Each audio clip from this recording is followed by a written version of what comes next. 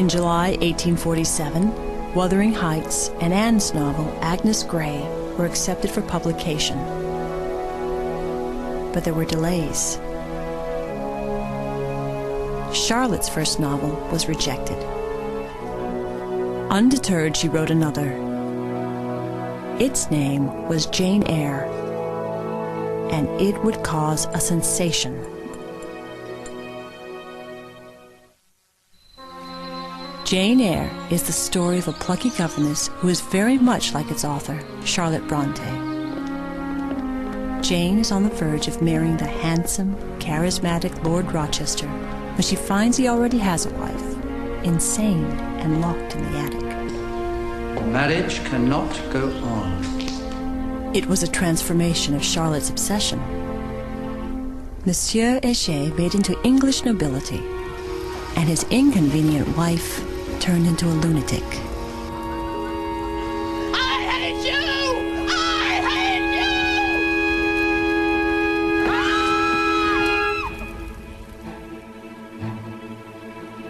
you! Jane Eyre was the first Bronte novel published, and it was an immediate, huge success.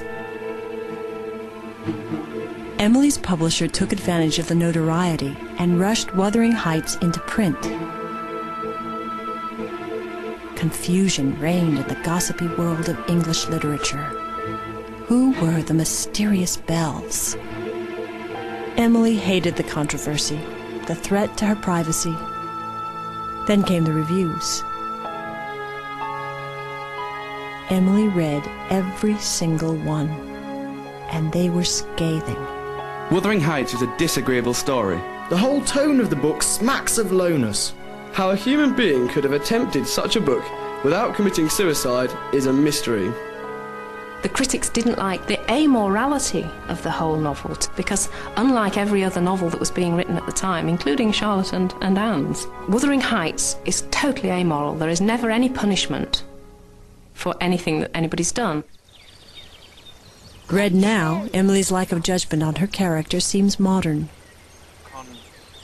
The ending of Wuthering Heights is even optimistic. Not until you read it through. Young Catherine's husband has died. She has begun to teach Hareton, her other cousin, to read. Does not speak against truth. Love blossoms. From all the pain, there is finally joy. Against vulgar opinions. If there was hope at Wuthering Heights, there was little now at the parsonage. Branwell drew himself being hung, and alcohol was taking over. He sent a desperate note to an old friend. Dear John, I shall feel very much obliged to you if you can contrive to get me 5 pence worth of gin in a proper measure. I could perhaps take it from you at the lane top. I anxiously ask the favour because I know the good it will do me. He actually sets his bed on fire because it's so easy to do when you've got candles by bed curtains. And he was drunk, so he knocked his candle over and set his bed alight. And it was Emily, ever the practical Emily, who came along and threw a jug of water over it and put it out. Emily took charge of caring for Branwell. He was moved into his father's bedroom. Charlotte, Branwell's partner in Angria, had stopped speaking to him. The family was ripped apart, and Emily seemed to draw more and more within herself, especially losing touch with Charlotte.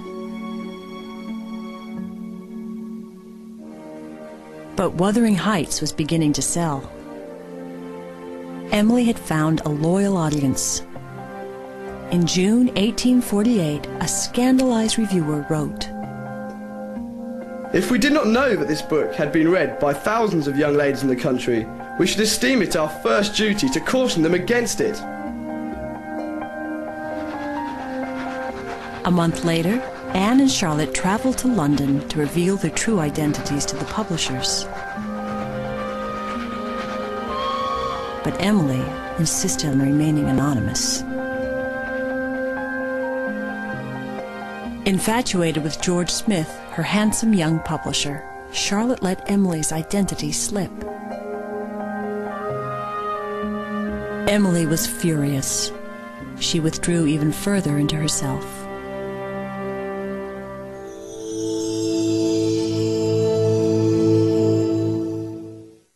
The future predicted. In September, Branwell's body gave out. At the funeral, Emily caught a chill. She developed tuberculosis.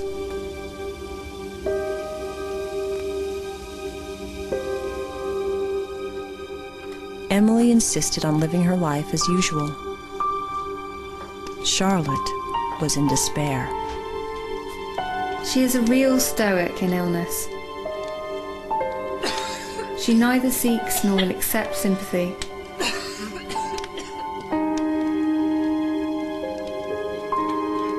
To put any question, to offer any aid, is to annoy. She will not yield a step before pain or sickness. Heathcliff had responded to illness in the same way, with indifference. I have to remind myself to breathe. Almost to remind my heart to beat. I have a single wish, and my whole being is yearning to attain it. And I've yearned so long and so unwaveringly that I'm convinced it will be reached. And soon. Because it's devoured my existence.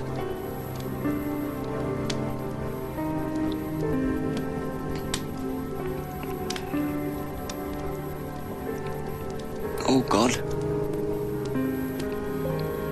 it is a long fight,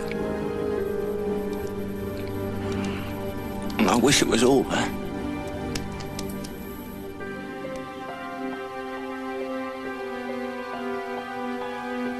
Like Heathcliff, Emily refused to see a doctor. On December 18th, 1848, she finally relented enough to lie down on a sofa.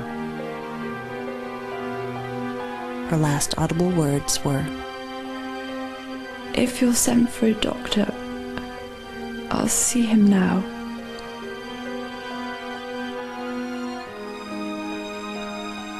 By the time the doctor arrived, Emily Bronte was gone. In Heathcliff's death, Emily had anticipated her own.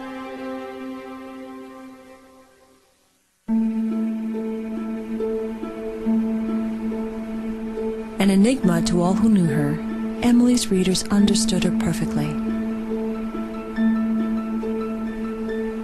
Wuthering Heights would become one of the most popular books of all time.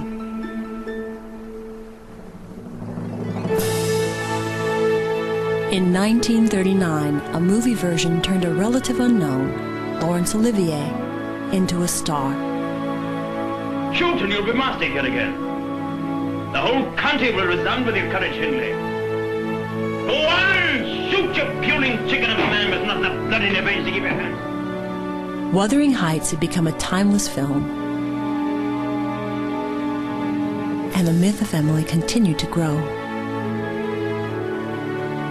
Her career had been like a brilliant flash of light.